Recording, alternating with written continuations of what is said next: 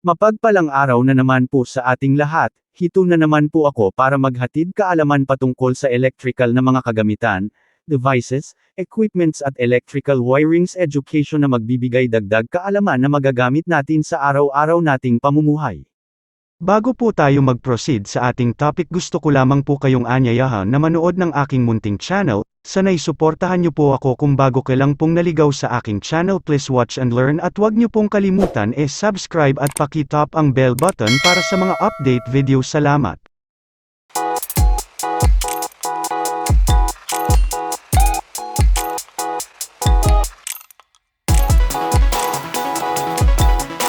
Ano ang electrical wires? Ang mga electrical wires ay mga conductor na ginagamit sa mga electrical circuits upang magtaguyod ng kuryente. Karaniwan, ang mga ito ay gawa sa copper o aluminum dahil sa kanilang magandang kakayahan sa pag-conduct ng kuryente. May iba't ibang klase ng electrical wires na may kanya-kanyang gamit depende sa pangangailangan ng electrical system. Ano-ano ang iba't ibang electrical wires? May iba't ibang uri ng electrical wires na ginagamit sa iba't ibang layunin. Narito ang dalawa sa mga ito. Solid wire, ito ay may isang solidong core na gawa sa isang matibay na metal tulad ng copper o aluminum. Karaniwan itong ginagamit sa mga permanenteng installation. Stranded wire, binubuo ito ng maraming maliit na strands ng metal, na nagbibigay ng mas malaking flexibility. Madalas itong gamitin sa mga application kung saan maaaring magkaroon ng paggalaw o pag-flex ang wire. Ang pagpili ng tamang electrical wire ay mahalaga upang mapanatili ang kaligtasan at kahusayan ng electrical system. Ano ang advantages ng solid wire sa sistema ng elektrikal? Ang solid wire ay may ilang advantages sa elektrikal na sistema. Una, mas mura ito kumpara sa stranded wire. Pangalawa, mas madaling i-install dahil hindi ito prone sa pagkatangle.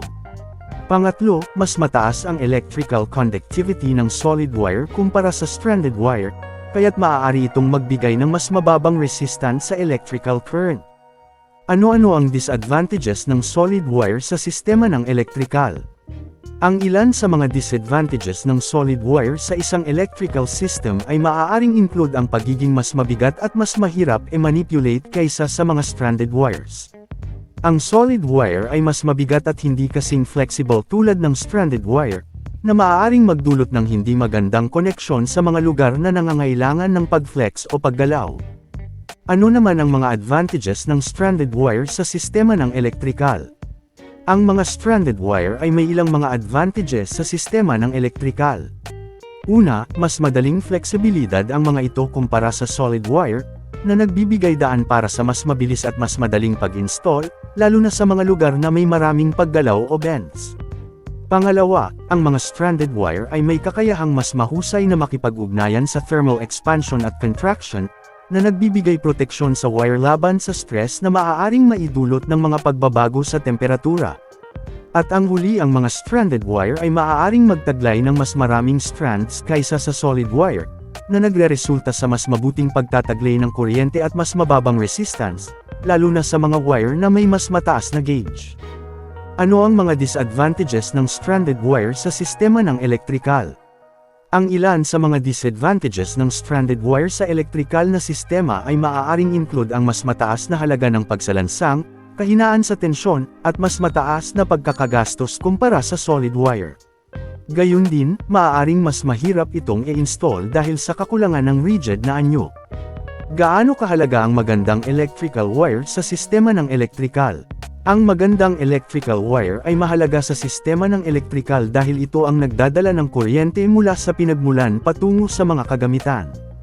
Mahalaga ang tamang wire gauge at quality upang maiwasan ang overloading at maasahan ang maayos na pagpapasa ng kuryente, na nakakatulong sa pagpapababa ng panganib ng sunog at iba pang electrical issues. Hanggang dito na lang po ang aking topic sa araw na ito. Sana'y may natutunan po tayo at huwag po ninyong kalimutan mag-subscribe sa aking channel at paki-click ng bell button para sa new upload videos. Salamat and God bless po sa inyo.